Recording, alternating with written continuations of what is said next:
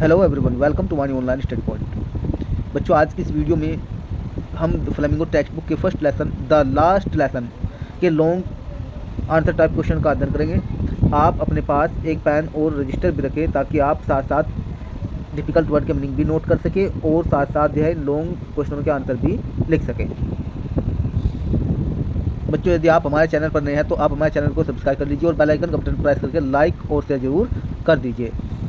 हर एक बच्चे को से निवेदन है कि आप सभी लाइक ज़रूर करें। तो आइए स्टार्ट करते हैं। पहला क्वेश्चन है इसमें, why was it so difficult for the teacher to leave the school. इसका अर्थ हुआ अध्यापक के लिए विद्यालय को छोड़ना इतना अधिक कठिन क्यों था। लीव का मतलब होता है छोड़ना। डिफ़िकल्ट का अर्थ है कठिन। तो इसका आंसर हुआ M Hamel was a good teacher. M Hamel एक अच्छे अध्यापक थे। He had been in this school for 40 years.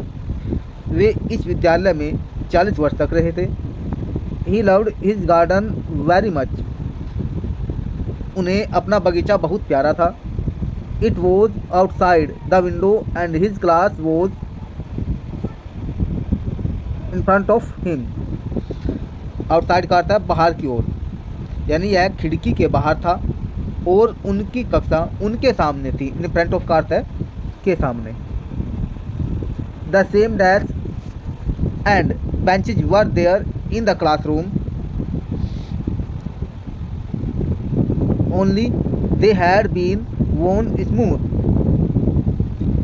इसका अर्थ हुआ कक्षा में वे ही डेस्क और बेंच थी जो घिसकर चीकनी हो गई थी। स्मूथ का अर्थ है चीकनी। स्मूथ का अर्थ है चीकनी। He had planted the hop vine himself. उन्होंने होप की बेल स्वयं लगाई थी। प्लांटेड का मतलब रोपी यानी लगाई। Everything around him had a very long and close association with him. Association का अर्थ होता है सहयोग। अराउंड आसपास।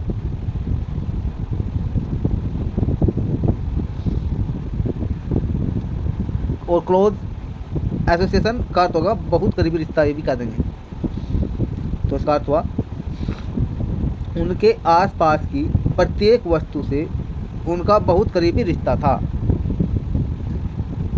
Next, his sister was busy packing in the room above. Packing का अर्थ होता है सामान बांधना। उनकी बहन ऊपर कमरे में सामान बांध रही थी। He could hear his sister moving about. Moving about का अर्थ होता है चलना फिरना। वह अपनी बहन के चलने फिरने की आवाज़ सुन सकता था। It was very difficult for him to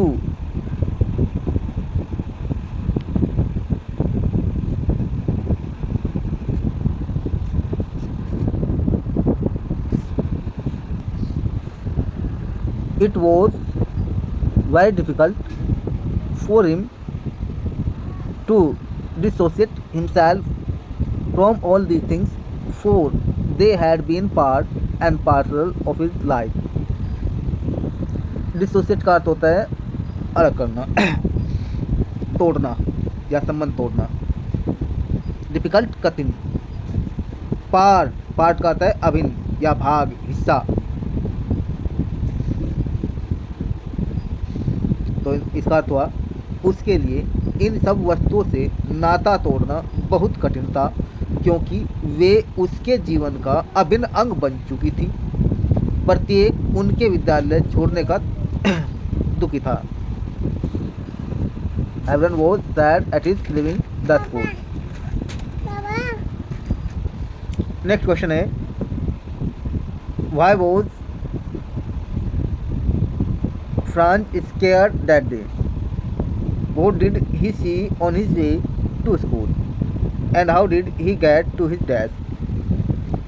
इसका अर्थ हुआ उस दिन फ्रांज क्यों भयभीत था? स्केयर्ड का था भयभीत हुआ, डरा हुआ। वो did he see on his way to school, school जाते में उसने रास्ते में क्या देखा? And how did he get to his desk, और उसने कैसे अपनी डेस्क प्राप्त की? ये 3 शॉर्ट आंसर टाइप के क्वेश्चन को एक जगह जोड़ करके एक लॉन्ग क्वेश्चन बना है। तो इसका आंसर देखिए, Franz was not good at learning, Franz सीखने में अच्छा नहीं था। He would rather take the day off and waste time in searching birds, eggs और going sliding on the Saar. ये पहले भी इंडियन अनुवाद करा चुके हैं हम। वह एक दिन की छुट्टी लेने और सार में फिसलने के लिए जाने या पक्षियों के अंडों की तलाश में समय व्यर्थ करने के लिए जाना चाहता था। France was scared that day, France उस दिन भयभीत था। Because M. Hamel had said that he would question them on participle, France उस दिन भयभीत था क्योंकि एम हैमल ने कहा था कि वे उनसे पार्टिसिपल पर क्वेश्चन करेंगे। France did not know anything about participle, France participle के विषय में कुछ भी नहीं जानता था। He found that the day was warm and bright. The birds were chirping at the edge of the woods. उसने पाया कि दिन गर्म और साफ है। चिड़ियाएँ जंगलों के किनारे पर चहचहा रही थी। The Persian soldiers were drilling in the open field. Persian सैनिक खुले मैदान में ड्रिल कर रहे थे। There was a crowd in front of the bulletin board near the town hall, town hall के नज़दीक सूचना पट के सामने भीड़ थी।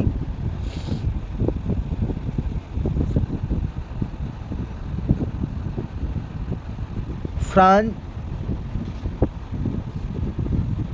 Found the school room unusually quiet, Franz ने स्कूल कक्ष सामान्यतः शांत पाया या वीरान पाया।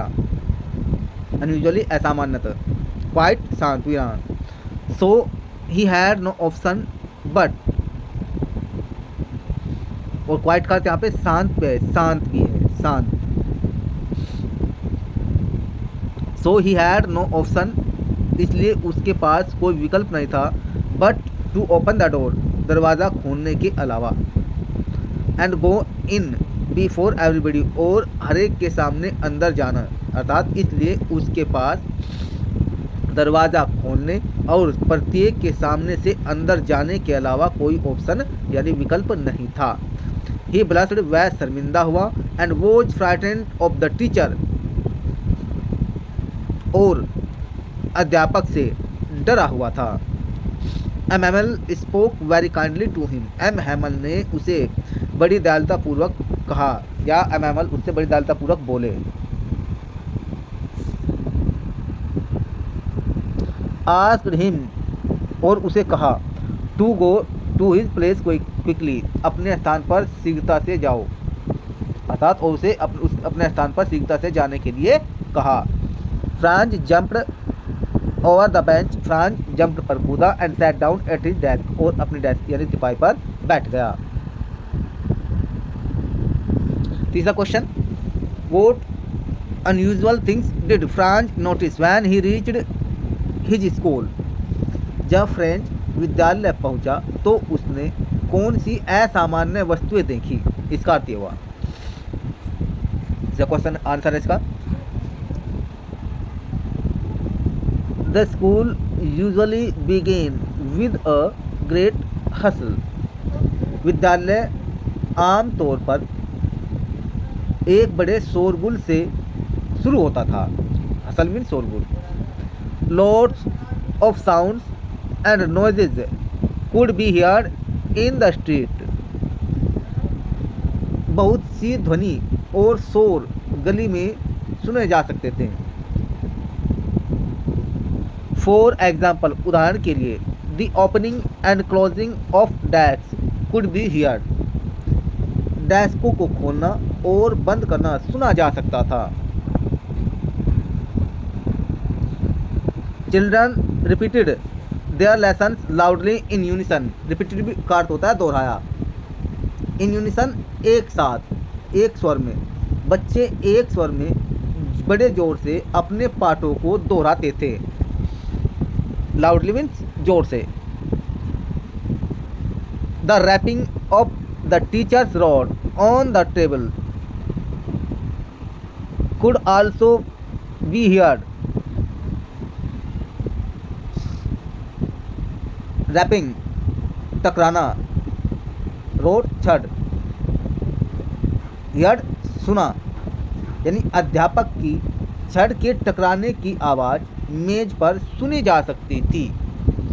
But that day it was all quiet. लेकिन उस दिन सब शांत था। It was as quiet as a Sunday morning. यह यानी यहाँ ऐसी शांति थी जैसे कि रविवार की सुबह की शांति। यह ऐसी शांति थी जैसे कि रविवार की सुबह की शांति। Franz could see through the window. Franz window यानी खिड़की से देख सकता था। डैट कि his classmates were already in their seats. कि उसके सहपाठी पहले से ही अपनी सीटों पर थे। क्लासमेट्स सहपाठी। थ्रू में से होकर।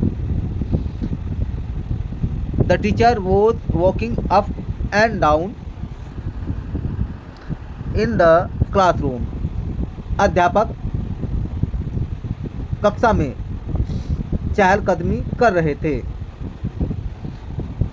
He had his terrible iron rod under his arm. Terrible का अर्थ होता है भयानक। अंडर हिज आर्म इसका अर्थ होगा बगल में, अपनी बाहों के नीचे तक, ये भी कह देंगे।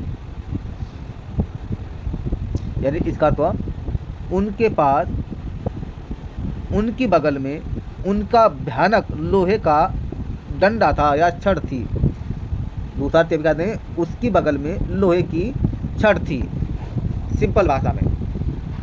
Franz open the door and went in. Franz ने दरवाज़ा खोला और अंदर गया।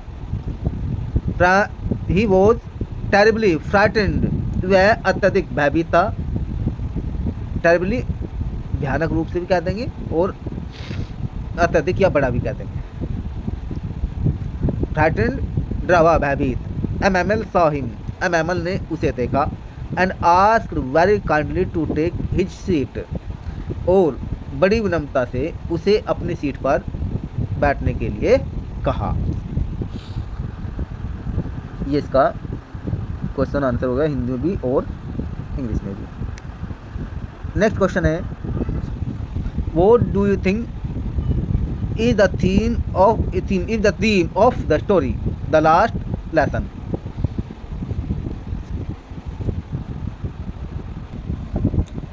What is the reason behind its universal appeal? इसका आंसर हो गया The theme of the story The last lesson is linguistic chauvinism of the proud conquerors and the pain that is inflicted on the people of a territory by them by taking away their right to study or speak their own language। Meaning इसमें theme का अर्थ होता है विषय वस्तु। Proud गर्व या गर्वित। कॉन्करर्स का अर्थ होता है विजेता। टेरिटरी इसका अर्थ होता है क्षेत्र। टेकिंग अवे छीन लेना। राइट अधिकार।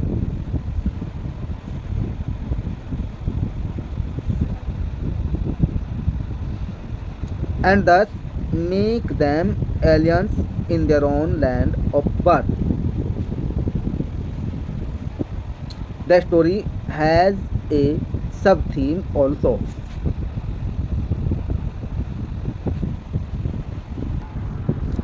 The story has a sub-theme also. It highlights the attitudes of the students and teachers to learning and teaching. Highlights का अर्थ होता है प्रकाश डालती है। एटीट्यूड्स का आता है रवैया। दो the story is located in a particular village. दो का अर्थ होता है यद्यपि। लोकेटेड का अर्थ है स्थित, पर्टिकुलर विशेष। Village of Alsace district of France which had passed into Persian hands. It has a universal appeal. It highlights the efforts of the victors to crush their victims, the vanquished people, in all possible manner. Materially, spiritually, mentally and emotionally. Emotionally का आता है भावनात्मक रूप से, mentally मानसिक रूप से, spiritually आध्यात्मिक रूप से, आध्यात्मिक रूप से, मटेरियली भौतिक रूप से, पॉसिबल संभव, क्रश कुचलना, यूनिवर्सल सार्वभौम, अपील अनुमोदन, विक्टर्स विजेता, विक्टिम्स पीड़ित,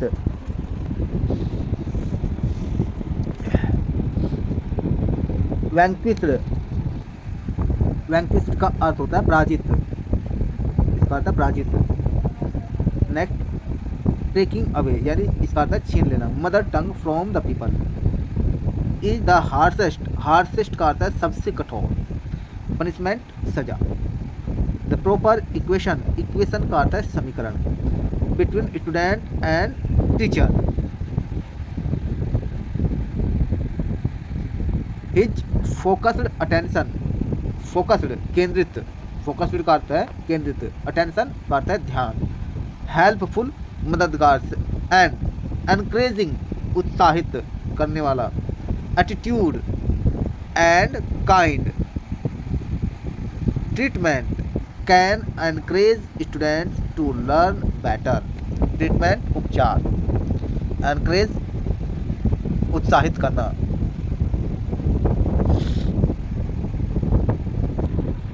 नेक्स्ट क्वेश्चन है 5वें नंबर का।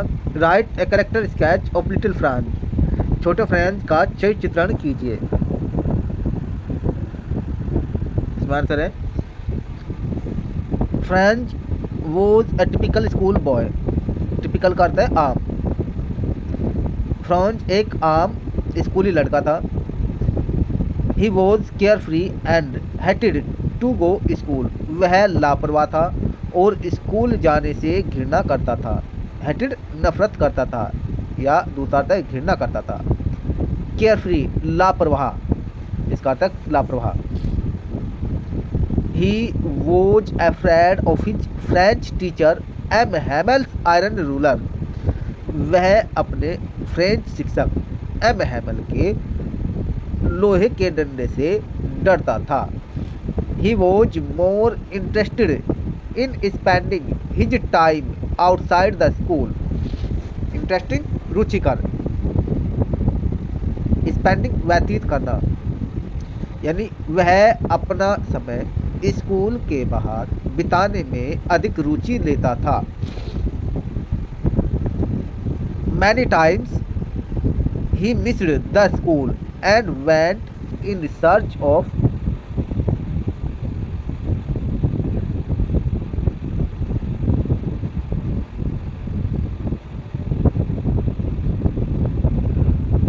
Many times he missed the school and went in search of birds' eggs or watching the Persian soldiers drilling at the sawmill. कई बार वह school नहीं जाता था और पक्षी के अंडों की खोज में या आरा मशीन के पास पर्शियन सैनिकों को ड्रिलिंग करते हुए देखता था। इसका अर्थ क्या हुआ, एक बार फिर सुन लीजिए। कई बार वह स्कूल नहीं जाता था और पक्षी के अंडों की तलाश में या आरा मशीन के नज़दीक पर्शियन सैनिकों को ड्रिल करते हुए देखता था। He did not realize the importance of learning his mother tongue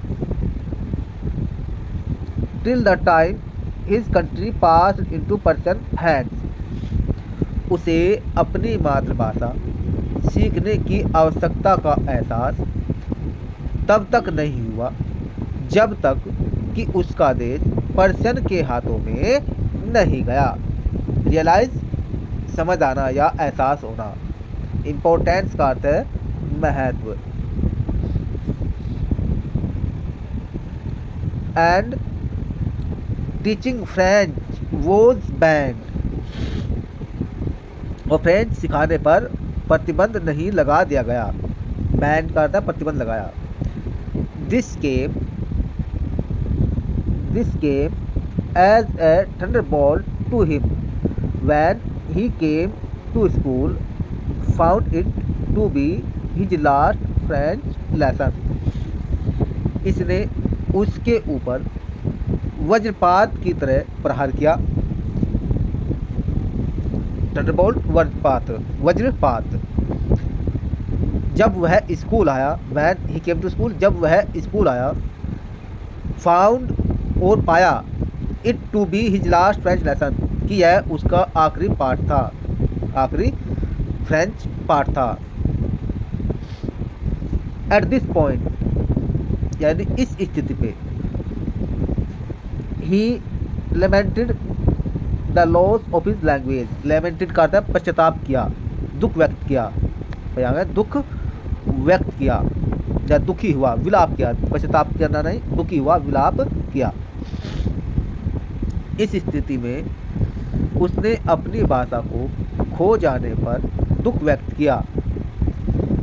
his entire perspective toward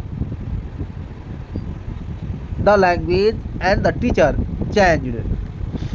भाषा और अध्यापक के प्रति उसका पूरा रवैया बदल गया। एंटायर का अर्थ है पूर्ण या पूरा, एंटायर का अर्थ पूर्ण, पर्सपेक्टिव रवैया, चेंज बदल गया। He was surprised to learn and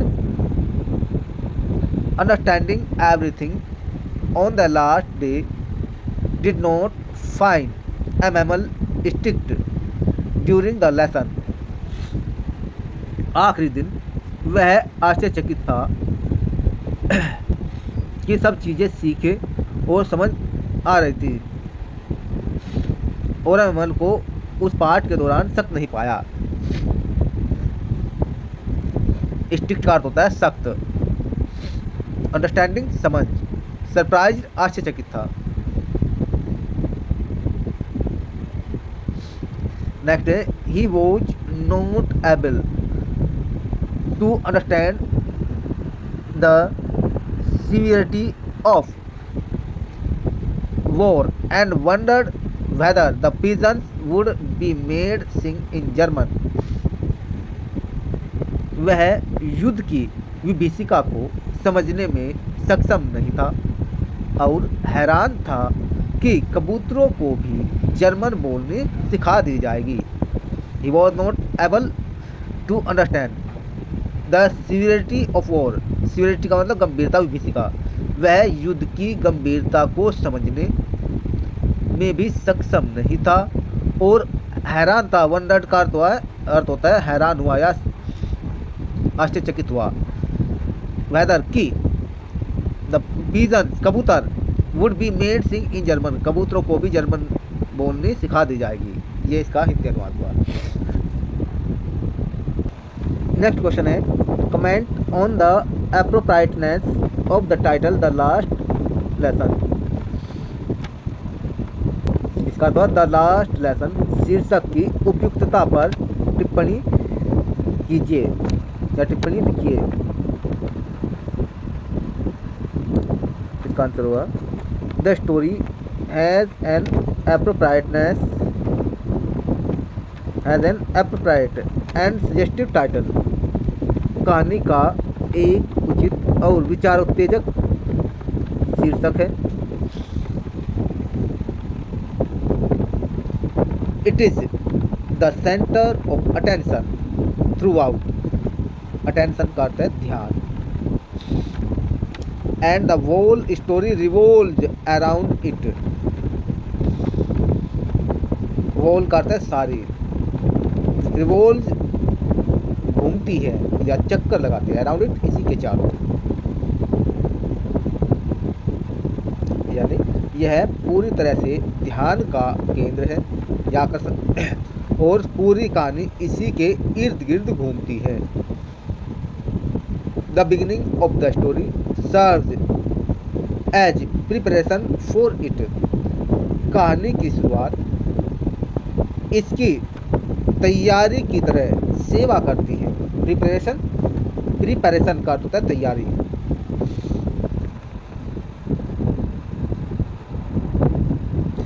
the unusual quietness at school, presence of village elders,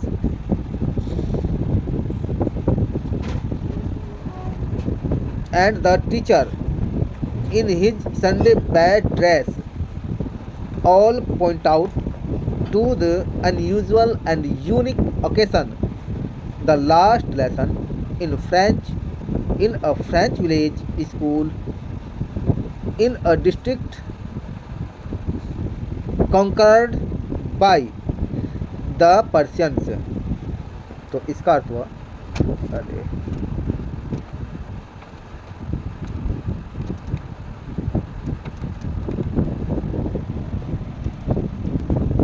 school का असामान्य माहौल, गांव के व्यक्तियों की उपस्थिति, प्रेजेंस का अर्थ होता है उपस्थिति, और अध्यापक का संडे के दिन पहने जाने वाली अपनी सबसे अच्छी वेशभूषा में होना, यह सब असामान्य और अद्वितीय अवसर की ओर इशारा करते हैं। The last lesson in a French village school in a district conquered by the Persians।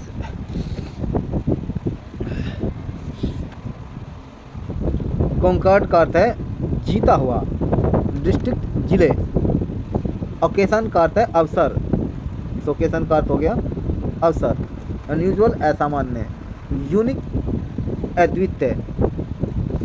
Next, while delivering the last lesson the teacher wants to transmit का अर्थ होता है देता है या देना all his knowledge in one go। अपना यह आखिरी पाठ पढ़ाते समय अध्यापक एक ही बार में अपनी सारी नॉलेज यानी अपनी सारा ज्ञान देना चाहता है। He explains everything with patience। वह हर एक चीज़ को धैर्य के साथ समझाता है। And the students as well as all villagers listen attentively। और विद्यार्थियों के साथ साथ गांववासी भी बड़े ध्यानपूर्वक इसे सुनते हैं। लिसन सुनते हैं, अटेंटिवली ध्यानपूर्वक। For the narrator it is an unforgettable experience। Unforgettable का अर्थ होता है अविस्मरणीय, न भुलाया जाने वाला। वर्णनकर्ता के लिए यह एक अविस्मरणीय अनुभव है। How well I remember it, मुझे यह कितनी अच्छी तरह याद है। दैट लास्ट लेसन, वह आखिरी पाठ। सेज ही, वह कहता है। ओल्ड होसर इज क्राइंग, वृद्ध होसर चिल्ला रहा है। And his voice trembled with emotion, और उसकी आवाज़ भावना से काँप रही थी या काँपती थी। As the teacher is unable to express his emotions because of choked throat, choked का अर्थ होता है रुंध गया, थ्रोट माने गला। एक्सप्रेस प्रकट करना, इमोशंस भावनाएं। अध्यापक गला रुंध जाने के कारण अपनी भावनाएं प्रकट करने में असमर्थ है। पर यहाँ एज भी तो है, जैसे ही अध्यापक गला रुंध जाने के कारण अपनी भावनाओं को प्रकट करने में असमर्थ हो जाता है, तो he end the lesson by writing Vive La France on the black board, तो वह ब्लैक बोर्ड पर वाइव ला फ्रांस लिखकर पाठ का अंत करता है। He makes a gesture with his hand to indicate, वह अपने हाथों से इशारा करता है। इंडिकेट इशारा करना, गेस्चर हाव भाव। And the school is dismissed, that the school is dismissed and students can go home, कि स्कूल समाप्त हुआ और विद्यार्थी घर जा सकते हैं। डिसमिस्ड समाप्त हुआ। नेक्स्ट क्वेश्चन है, what did the French teacher tell his students in his last French lesson, French अध्यापक ने अपने आखिरी फ्रेंच पाठ में अपने छात्रों को क्या बताया। What impact did it have on them, इसका उन पर क्या असर पड़ा। इम्पैक्ट असर डालना या प्रभाव डालना। वाई, क्यों। इसका आंसर हुआ ही टोल्ड हिज स्टूडेंट, उसने अपने विद्यार्थियों से कहा, दैट कि it was the last lesson, यह उनका आखिरी पाठ था। ही वुड गिव हिम, जो वह उन्हें देगा या उन्हें पढ़ाएगा। The order had come from Berlin to teach only German in the schools of Alsace and Lorraine. आदेश बर्लिन से आया था कि आल्सेस और लॉरेन के विद्यालयों में केवल जर्मन ही पढ़ाई जाएगी।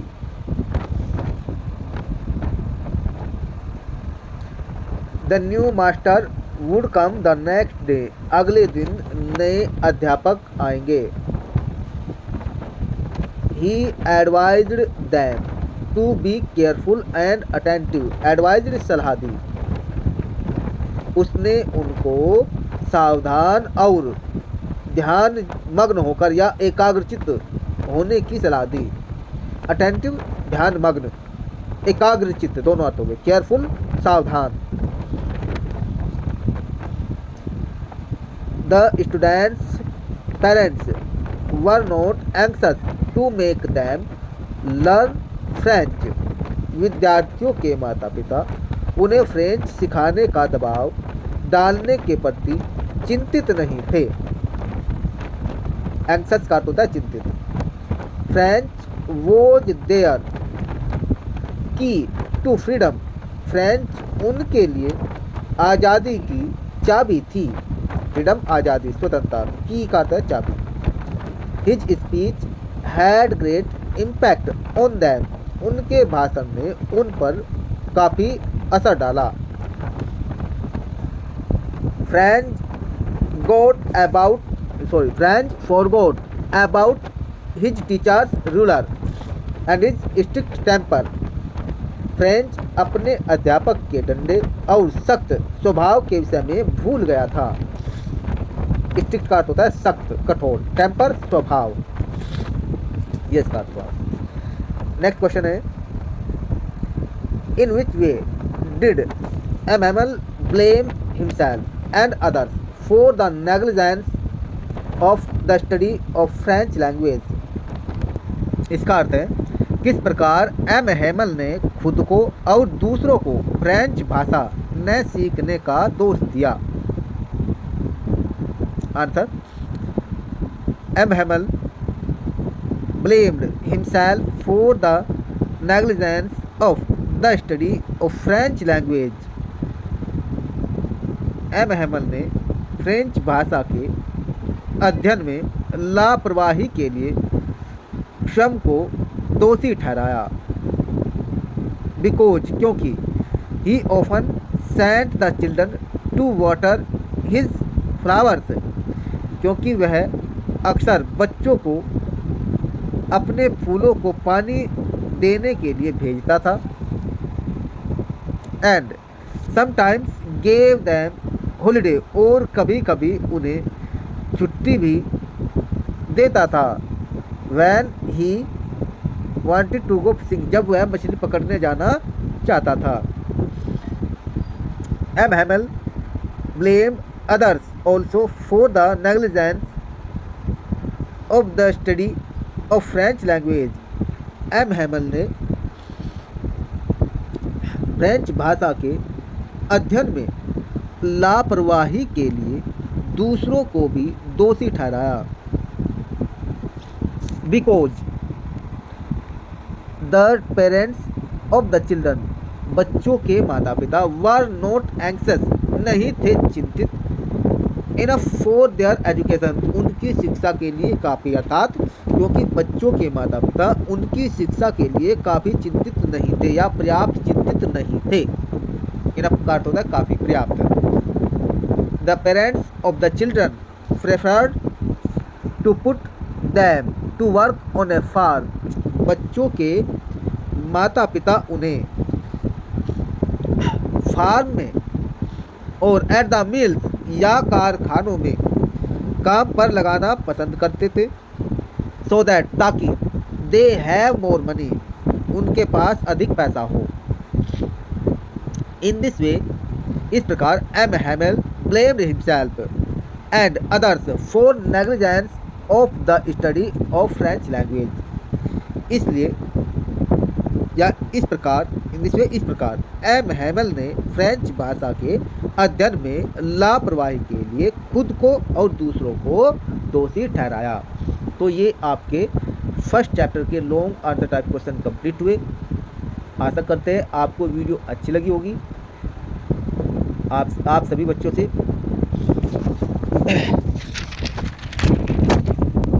और जो साथी हैं उनसे गुजारिश है कि आप चैनल को सब्सक्राइब जरूर कर लीजिए और बेल आइकन के बटन को प्रेस करके लाइक और शेयर जरूर कर दीजिए। फिर मिलते हैं नए वीडियो में नए कंटेंट के साथ।